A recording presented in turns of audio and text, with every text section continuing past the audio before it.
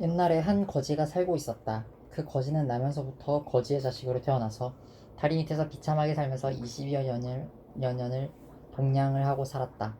그러던 어느 날 놀라운 일이 벌어졌다. 임금님이 친행차하여 그 다리 밑에 오더니 그 거지를 자신의 아들로 삼겠다고 한 것이다. 그 거지는 곧 궁으로 옮겨졌고 목욕하고 이발하고 좋은 옷을 갈아입고 좋은 방에서 맛난 음식을 먹으며 살게 되었다. 그런데 문제가 생겼다. 이 거지는 여전히 태생이 거지였기에 손으로 음식을 먹으려 들었고 침대보다는 바닥에서 아무렇게나 뒹굴며 자는 것이 좋았다. 게다가 예절도 모르고 말투도 여전히 천박했다. 옷은 왕자의 옷을 입고 신부는 거지에서 왕자로 바뀌었으나 그의 행동은 여전히 바뀌지 않은 것이었다.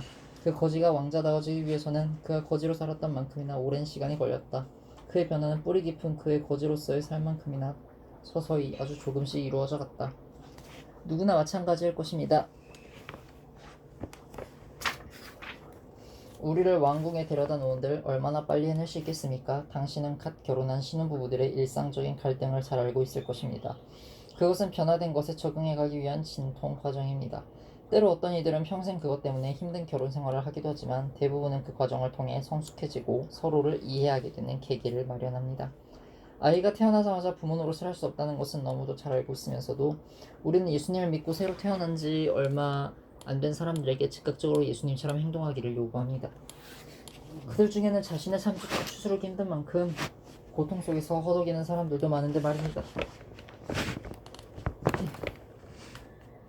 쉽게 생각해봐도 알 수 있습니다. 우리가 임용고시 합격했다고 해서 곧바로 훌륭한 선생님의 자질과 인품을 받을 수는 없는 것입니다. 이와 같이 모든 그리스도인들에게도 동일한 기다림의 과정이 필요합니다. 그럼에도 불구하고 그리스도인들이 예수님처럼 살기 위해 더 노력해야 하는 것은 사실입니다. 이 노력은 구원받기 위해 하는 노력이 아니라 구원을 받았기 때문에 할 수 있는 하나님의 자녀다운 행동인 것입니다. 이제는 혼자 그렇게 하는 게 아니라 하나님이 방법을 알려주시고 그렇게 살 수 있도록 도와주시기 때문에 예전과는 달리 굉장히 신나게 배울 수 있는 길입니다. 또한 이것은 평생 노력해야 하는 지속적인 성장의 영역이지 한 번 한 짓으로 완성되는 결과물은 아닙니다. 때문에 이제부터는 당신 눈에 한심하고 못마땅한 그리스도인들이 보이면 이렇게 한번 생각해 보십시오.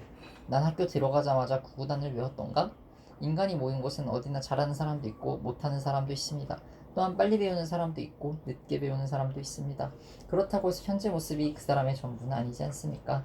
꼭 한심한 그리스도인 때문에 교회 다니는 것을 포기하고 싶은 마음이 생긴다면 꼭 다시 한번 생각해 보시기 바랍니다. 만족스러운 유치원 생활을 하던 한 어린이가 8살이 되어 초등학교에 입학하게 되었다.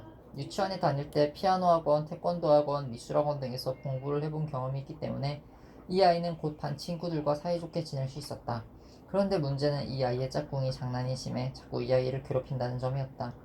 그러던 어느 날 이 아이가 심각한 얼굴을 하고 식탁에 앉아 있었다. 아이 엄마는 학교에서 무슨 일이 있었던 게 아닌지 걱정이 되어 조심스레 물었다. 왜 그래? 학교에서 무슨 일 있었어? 선생님한테 혼난 거야? 그러자 아이는 엄마를 바라보며 안 되겠어 엄마. 짝꿍이 너무 장난이 심해서 아무래도 이번 달까지만 학교 다니고 다음 달부터는 끊어야겠어. 이게 무슨 소린지 한참을 생각한 엄마는 웃음을 참을 수 없었다. 학원을 다닐 때는 맘대로 그만둘 수 있지만 학교는 그렇지 않다는 사실을 이 아이는 모르고 있었기 때문이다. 당신이 이 아이의 어머니가 어떤 결정을 내렸을 거라고 생각하시나요? 설마 아이에게 학교를 그만 다녀도 좋다고 허락했을 거라고 생각하지는 않으시겠죠? 그렇습니다. 이 아이의 엄마는 학교에 대해서 설명해 줬을 것이고 짝꿍과 사이좋게 지내야 한다고 이야기해 줬을 것입니다. 혹 정말 심한 경우라면 짝을 바꿔주거나 반을 옮겨주는 것 정도는 했겠지만 그렇다고 학교를 그만두게는 하지 않았을 것입니다. 친구가 마음에 들지 않는다고 본인이 학교에 다니는 것 자체를 포기하는 것은 참으로 어리석은 일입니다. 그런데 놀라운 것은 교회에서 그것도 초등학생도 아닌 어른들이 너무도 쉽게 교회 다니는 것 자체를 포기하는 경우가 있다는 것입니다. 물론 교회를 다니다 보면 정말 보기 싫은 사람 한두 명쯤은 꼭 있습니다. 그래도 사람 때문에 교회를 안 다닌다는 것은 올바른 선택이 아님을 기억해야 합니다. 왜냐하면 학교 생활의 본질과 마음에 들지 않는 친구가 별개의 문제이듯 교회 역시 신앙생활의 본질과 성도들의 성향은 다른 문제이기 때문입니다. 보석을 넣은 상자가 더럽다고 해서 보석을 버리는 것은 성급한 결정이라는 것입니다. 만약 쓰레기 매립지에 금괴가 묻혀있다면 우리는 어떻게 해서라도 그 땅을 살 것입니다. 땅의 상태가 아무리 마음에 안 들어도 내가 소유할 본질이 귀하고 좋다면 절대로 포기하지 말아야 하는 것입니다. 이처럼 보이는 사람들의 행동으로 진리를 판단하는 것만큼 위험한 일은 없습니다. 서로 교회를 옮긴 한이 있더라도 복음을 버리는 일은 결코 하지 마시기 바랍니다. 왜냐하면 그 꼴보기 싫은 사람이 복음적 진리를 대표하는 사람이 아니기 때문입니다.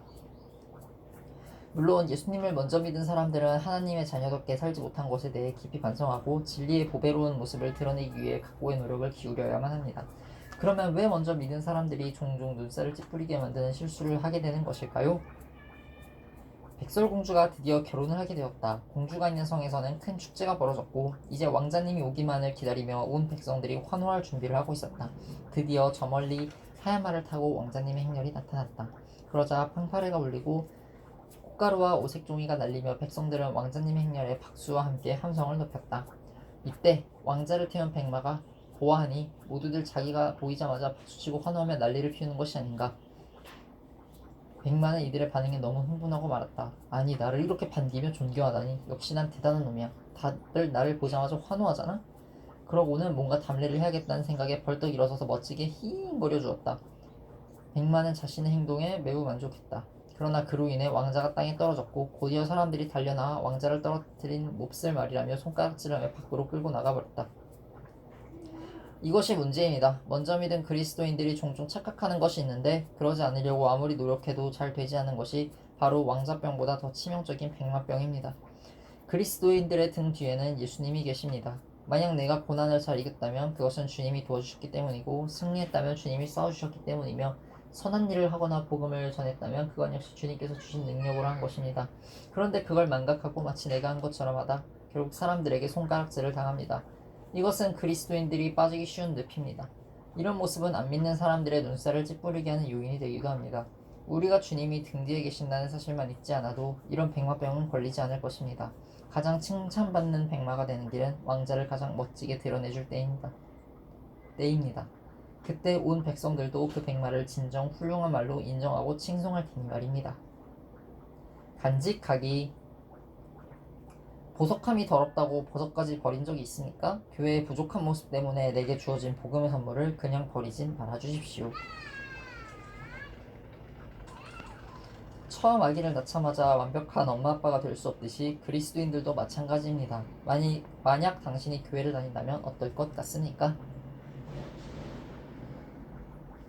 당신은 살면서 백마병 증세를 보인 적이 있습니까? 내가 한 일이 아닌데 마치 내가 한 일처럼 보이려 했거나 우쭐했던 경험은 혹시 없습니까?